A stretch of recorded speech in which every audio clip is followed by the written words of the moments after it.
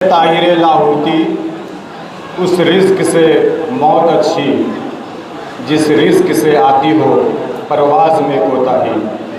मैं अरशद वहाब मरहूम अब्दुल वहाब शम्स का साहबजादा और हमारे जो अनाउंसर जी हैं यहाँ पर मौजूद मंच संचालक हैं, उन्होंने मेरे वालिद साहब के नाम से मुझे पुकारा। मैं उनका तहे दिल से शुक्रिया अदा करता हूँ कि लोगों के जहन से उनकी याद अब तक नहीं मिटी है।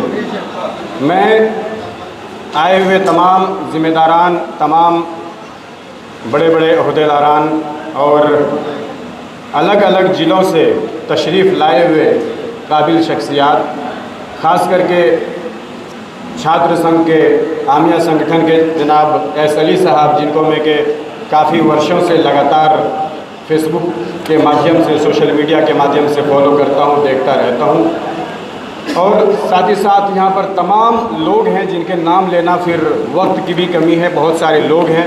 और चूँकि सारी बातें आ चुकी हैं, हम लोगों को सिर्फ मशवरा देना है कि करना क्या है।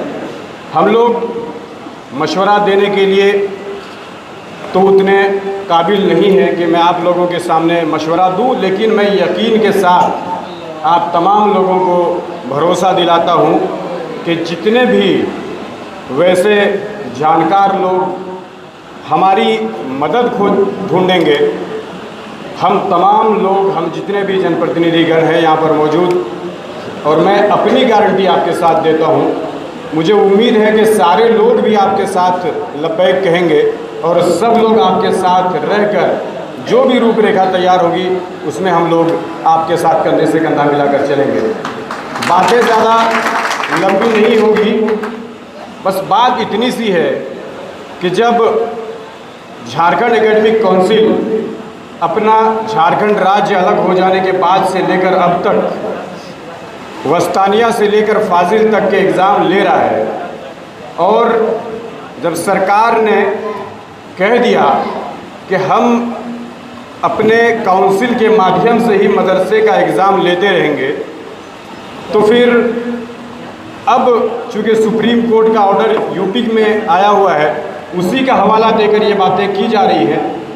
तो जैसा कि एस अली साहब ने कहा कि 2022-23 के सेशन में जो एग्ज़ाम हुए हैं, वहाँ तक की डिग्री को वैलिड करते हुए, उसको मानते हुए, और मानना ही होगा। और उसके बाद चूँकि ये मांग आज से नहीं है, शुरुआत से होती जा रही है। बिहार में ये मांग पूरी हो गई है। बिहार में अलग से आलिम फाजिल के लिए मौलाना मजहरुल हक अरबिक फ़ारसी यूनिवर्सिटी गठन हो गया है, उनसे एग्ज़ाम हो रहे हैं। मदरसा बोर्ड का अलग, मदरसे का मौलवी तक का अलग से एग्ज़ाम बिहार मदरसा एजुकेशन बोर्ड लेता रहा है, लेकिन हमारे झारखंड में इसका गठन अब तक नहीं हुआ। और बीच बीच में प्रयास होते हैं, लेकिन उसके बाद भी कहीं ना कहीं ये ठंडे बस्ते में चला जाता है।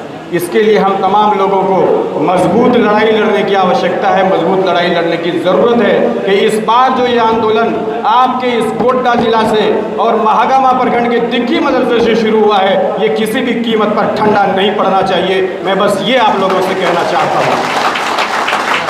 और इस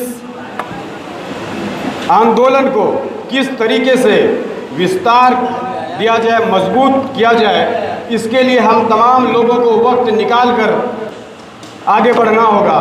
और तमाम आए हुए ज़िम्मेदारान जितने हैं यहाँ मौजूद, हमारे नौजवान साथी हैं, हम उम्र हैं, वो लोग खास करके काफ़ी जोशीले नौजवान हैं।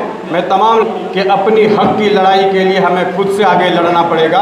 हम ज़रूर किसी हुए हैं, और ये बात अलग है कि जिस पार्टी से हम जुड़े हुए हैं वो पार्टी हमारी सत्ता में है, और वो हम सरकार में भी हैं, और हमको आज आंदोलन के लिए यहाँ पर इनके साथ और तमाम वैसे लोगों के साथ खड़ा होना पड़ रहा है। ये लोग कह रहे हैं, तरह तरह की सोशल मीडिया पे बातें आ रही हैं कि बताइए कि कितनी शर्म की बात है कि जिनकी सरकार है वही लोग आज मांग कर रहे अपनी ही सरकार से। वाकई में से शर्म की बात है।